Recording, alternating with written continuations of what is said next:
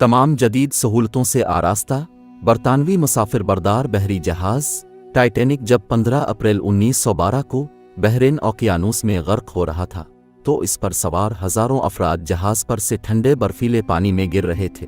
इस डूबते जहाज की सिर्फ एक लाइफ बोट समंदर में डूबने से मुमकिना तौर पर बच जाने वालों की तलाश में वापस आई थी।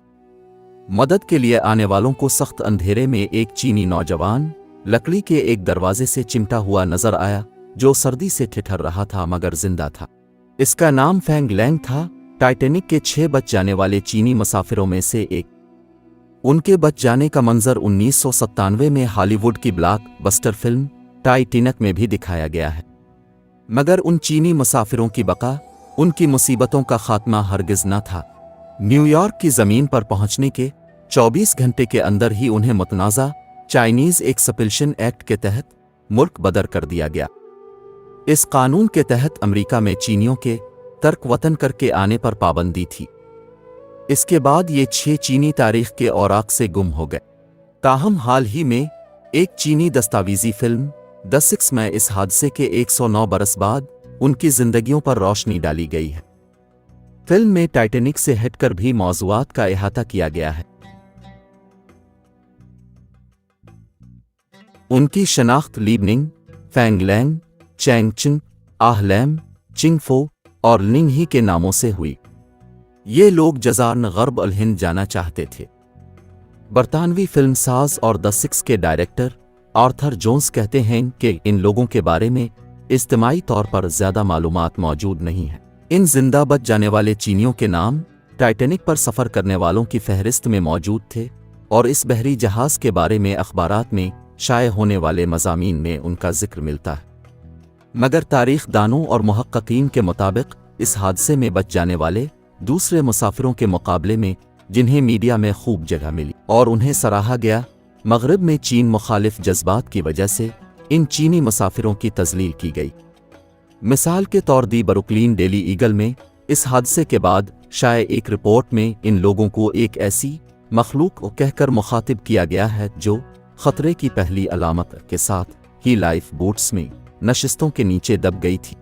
आर्थर जोन्स का कहना है कि मेरे ख्याल में हम आज भी वो ही चीज़ देख रहे हैं। प्रेस तारकीन वतन को कुर्बानी का बकरा बना रहा है। मीडिया में आने वाली दूसरी खबरों के मुताबिक इन चीनी अफराद ने औरतों का लिबास पहन लिया था ताकि उन्हें दूसरों पर तरजीह और अहमियत मिल सके। टाइटैनिक के मौर्रिख नम मालिन कहते हैं कि ऐसा कोई सबूत नहीं है कि उन जिंदा बच जाने वाले चीनी मुसाफिरों ने भेस बदला था। उन्होंने बीबीसी को बताया कि ये सब कहानियां मीडिया और लोगों ने इस वाक़ये के बाद घड़ी हैं। अमेरिका में दाखिल होने की इजाज़त न मिलने के बाद उन 6 अफराद को क्यूबा भेज दिया गया था। वहां से वो जल्द ही बरतानिया आ गए, जहां पहली जंग अजीम के दौरान बरतानवी मल्लाहों की फौज में भर्ती की वजह से जहाज रानों की कमी हो गई थी। चैंग चिंग हादसे की बदनसीब रात के बाद मुसलसल बीमार होते चले गए और आखिरकार 1914 में नमूनिया का शिकार होने के बाद इंतकाल कर गए। उन्हें लंदन के एक कब्रिस्तान में बगैर कतबे वाली एक कब्र में दफना दिया गया था।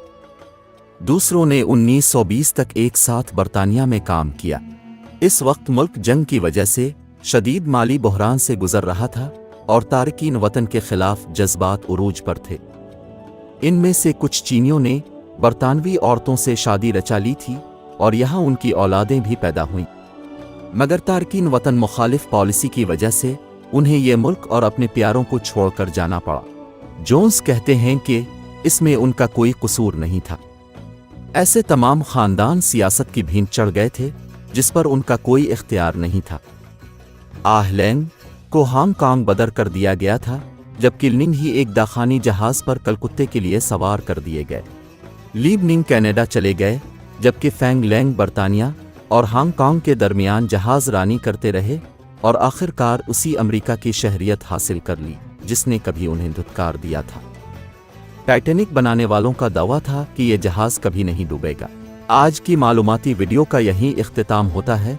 मिलते हैं अगली मालूमाती वीडियो में, तब तक अपना ढेर सारा ख्याल रखें और हमारे चैनल हिस्ट्री टाकीज़ को सब्सक्राइब कर लें ताकि आने वाले नई दिलचस्प वीडियोज़ से आप लुत्फ़ अंदोज़ हो सकें।